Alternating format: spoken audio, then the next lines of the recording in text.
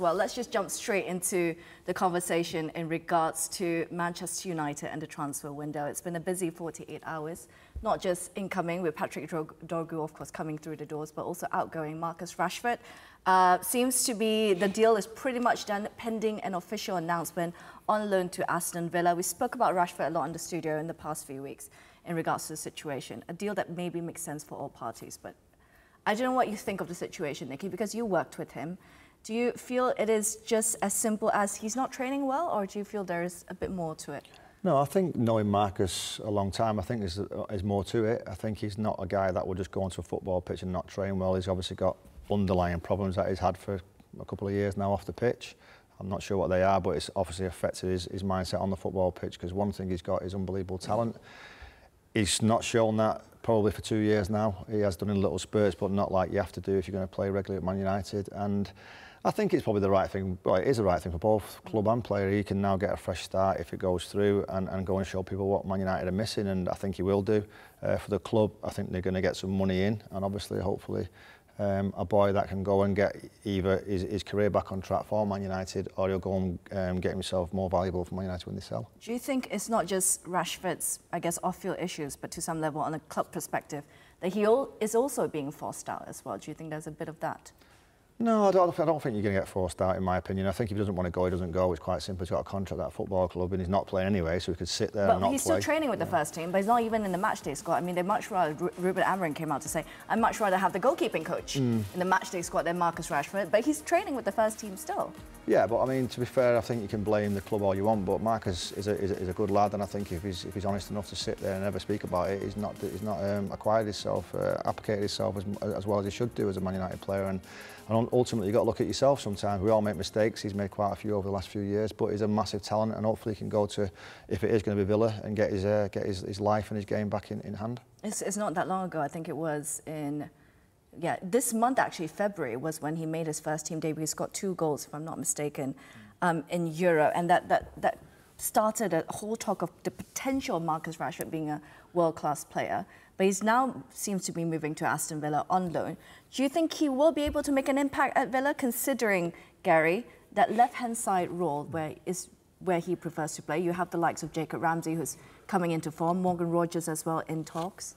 I think if he gets his mind right, and he gets fully fit and tuned in, he could make an impact at any club in the world, Marcus Rashford. I think he's, well, it's not a case of I think, he is high-end, he is top quality. What was it, a couple of seasons ago, 30 goals in a season. I've got some real sympathy for him because something has gone horribly wrong.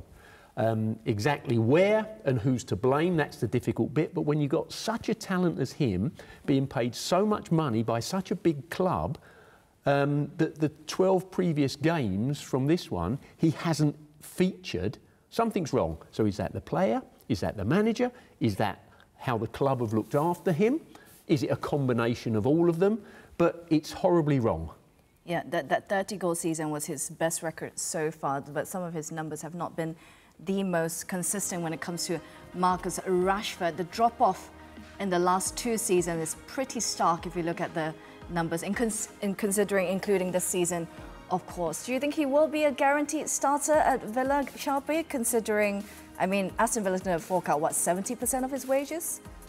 I agree with Gary. I think it depends on what Marcus Rashford turns up to Villa Park. I think if he turns up with a clear mind and a sort of work ethic that's second to none, then he walks in any team in Europe. I think if he wants to, if the distractions off the field are still going to cause him problems, and he can't concentrate and focus on a game, and he's not working hard in training, then he'll find it very difficult. The Premier League's so physical and so fast these days. You've got to be right on your game every minute of the game, in every situation, and for the last couple of years he hasn't been. So if he can clear his mind, it's a fresh start like he said he wanted.